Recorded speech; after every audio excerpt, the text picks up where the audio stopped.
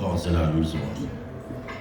Qardaşlarım, sizləri salamlayıram. Sizin simanızdan bütün xalqımızı o soyuqda, şaxtada, qarda, o düşmənlə üzbəüz yanan ordumuzu salamlayıram. Allah bizim bu cavan balalarımızı qorusun ki, bugünkü gündə nə edirlər? Vətəni qoruyurlar, vətənin keşiyində dururlar.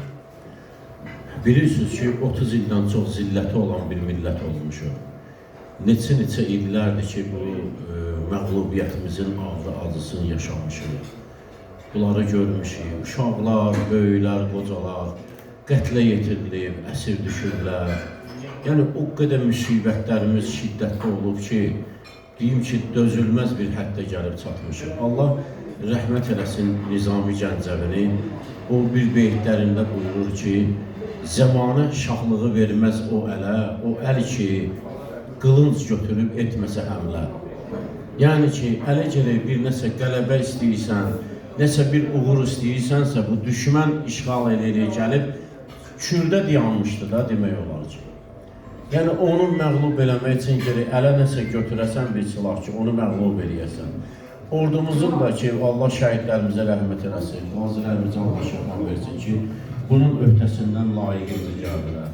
Amma nə eləyək ki, məsələn, bax, Zöhrəb orada oturur, mən oturmuşam, Nəsib buradadır qardaşımız. İndi burada bir neçə yoldaş da var, onları görmüşüm, adlarını bilmirəm, Allah köməkləri olsun. Məsələn, Zöhrəbdadır, məndədir, evlad bir dənə idi. Yəni da başqa yoxdur, nə qızı var, nə oğlan var. Hamısı da nə idi, onda idi, o da getdi. Vətənimiz üçün getdi. Allah xalqımızı, elimizi, obamızı olsun. Bugün bilirsiniz ki, Ramazan ayının son günlərini yaşayır. Ramazan ayı öz-özlüyündə 3 hissədən ibarət olan bir aydır. Birincisi, əfv və məğfirətdən ibarətdir. Görürsən ki, uyğunlaşanacaq, dözənəcək bir 10 gün, 12 gün, sonra normallaşır gedir. Yəni ki, bu məğfirət günləri başlayır. Allahdan ki, diləyirsən, məni bağışla. Ondan sonra gəlir rəhmət olan günləri. 10 gündə rəhmətdir. Onun sonuncu günləri cənnətdir. Yəni, cənnət, alimlər cənnət adlandırırlar. Bax, bu zində o əyləşmişik, həmən o cənnət saatları, cənnət dəqiqələrini yaşayırıq. Allah Teala Ramazanı sizlərə sonuncu qərar verməsin, mənim qardaşlarım.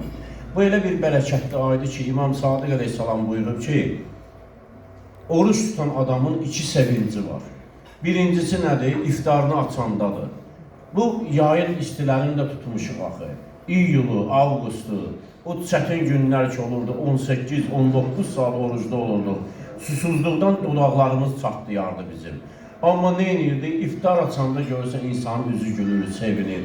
İkinci sevincinə vaxtı Allahla görüşəndə ki, Pərverdigara, bacardığım qədər sənə xidmət eləmişəm. Bilirəm ki, azdır.